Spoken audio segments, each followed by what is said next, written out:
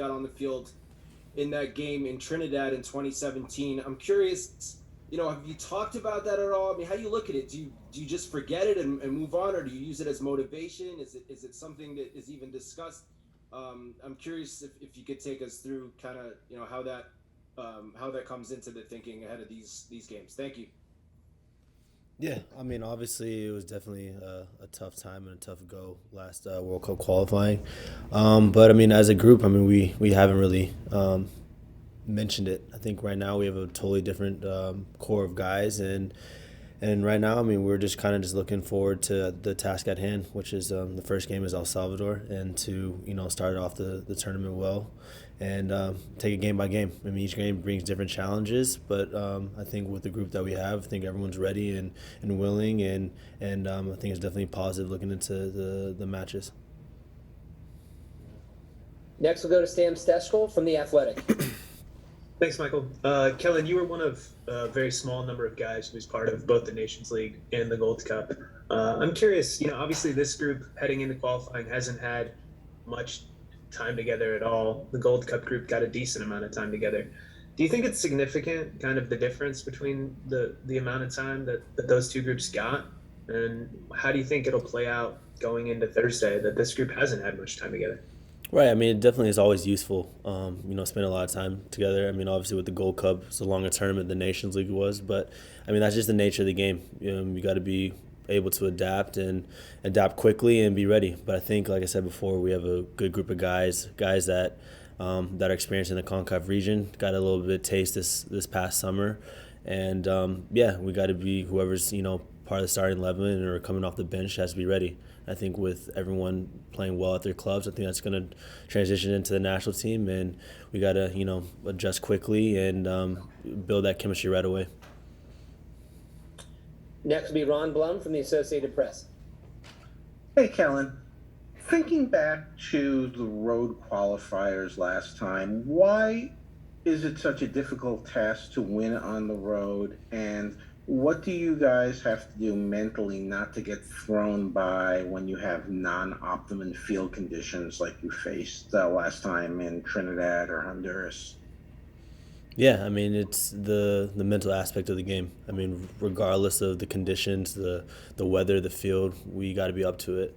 And for all of us, I think we've shown in the past that no matter what kind of adversity is thrown our way, we've been able to adapt. I mean, you look at the Mexico game in Nations League, crowd throwing things, referees making different calls, maybe the field's not as great, but we were able and willing to adapt. And I think having that mindset coming into these qualifiers, I think it's huge, especially getting a taste like that. I think the guys mentally ready, physically ready, and we're going to go out there and, get the results that we want.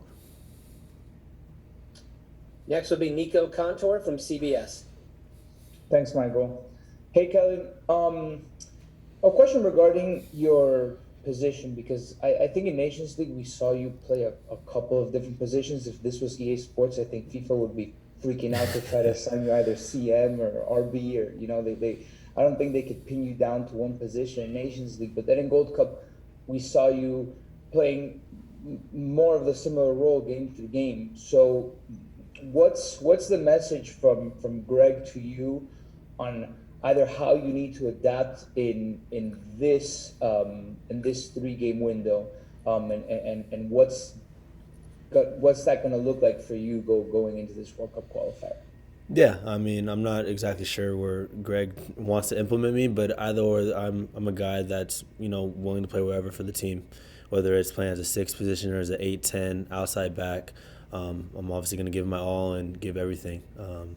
So I mean, for me, it's just the positions are little details, and I mean, I'm experienced in that role, and I've played in different games and played in different positions. So wherever I'm going to get asked to play, I'll be willing to do so, and hopefully play at a high level and help contribute. Next will be Frank DeLampa from the Boston Globe. Great. Kellyn, just to follow up on Doug's question, real quick, this might be the last time you're getting this question about 2017, but can you guys use some of that as motivation, or how far, has this team moved beyond that with so many new players? Yeah, I mean, we could definitely use it as motivation. Obviously, it was a tough road that we had to face and to travel, and I think we never want to go down that road again. And so in that aspect, we don't want to have that same feeling that we did back in 2017, and use that as we go into these games as motivations to do whatever you have to do to win. I mean, sometimes you can play beautiful football, but sometimes you got to get pretty gritty, roll up the sleeves, and grind out a result. So, whatever kind of way we have to do it, as long as we get the result, I mean, I think that's the most important. Next, we'll go to Tom Bogert from MLSsoccer.com. Thanks, Michael. Kellyn, with three games in this match window, how important is it for you guys to have such a deep and talented squad like you do? And how do you think the squad is going to be able to handle something new like this? Yeah, it's something huge. I mean, I don't think anyone's expecting to play in 3 games in one window, but something that we have to adapt to. But like you said, we have a deep roster, and it's always the next guy up. I think we have a great group of guys that whoever is going to get the nod for the start or coming off the bench, I think we have a great group that we're able to still implement Greg Saxon's systems, and we're going to definitely be strong. A lot of competition in a lot of spots, and I think that just shows the overall growth of the team, and it shows that everyone's playing at a high level right now. We'll go to Ivis Galarcep from SBI Soccer. Kellyn, I wanted to take you back to your first road qualifier. If you can remember, what can you remember about that experience? What kind of stands out when you think back to your first experience on the road in qualifying? And a follow-up on the Nations League final, beating Mexico in that kind of dramatic game. What did that game do for this group, do you think? Because it's obviously like 20 guys from that team that are on this group. What did going through that and winning that game, do you think, do for the overall kind of confidence and morale of this group? Yeah, my first road qualifier, it might have been like St. Vincent maybe. And it was tough. I mean, that game brought different challenges that we're not typically used to. Whether I think we played in the afternoon. It was blazing hot. I mean, the field conditions weren't great, but like I said before, I mean, these games sometimes you can't play beautiful football like you want to. At times you will, but sometimes we just have to grind and be gritty, and most important is be sound defensively and capitalize offensively.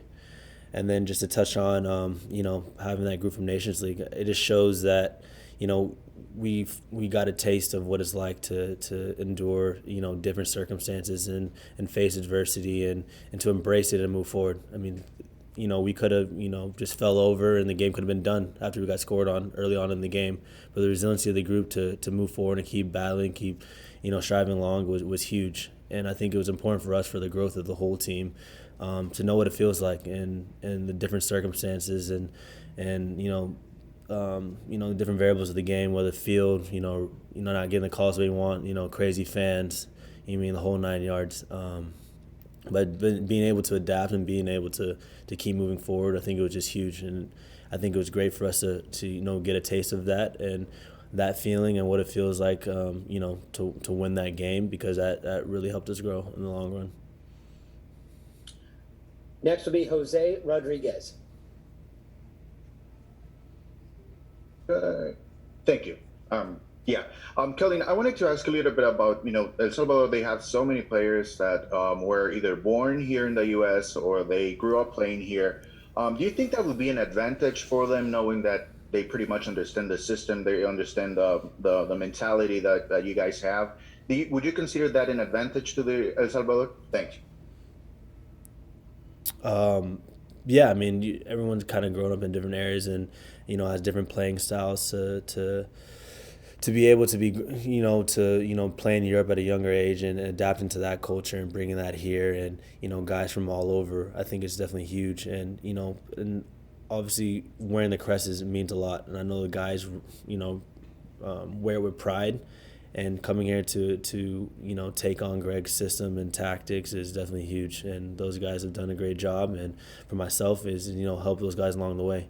Some guys, just got their first caps within the last year or so. But qualifying is a different beast. And we got to be up for the challenge and be ready from the first minute of the whistle.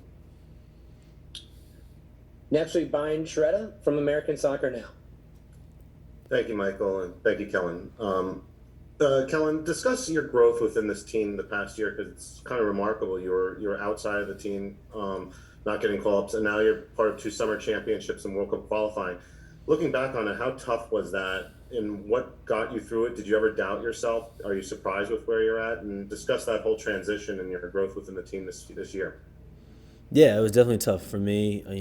Having a couple year absence, it was probably the toughest things I've faced in my career besides like having an injury. I mean, I've been on winning teams and I've been on teams where I've played most of the games, and having this obstacle for me was actually huge for my growth and maturity.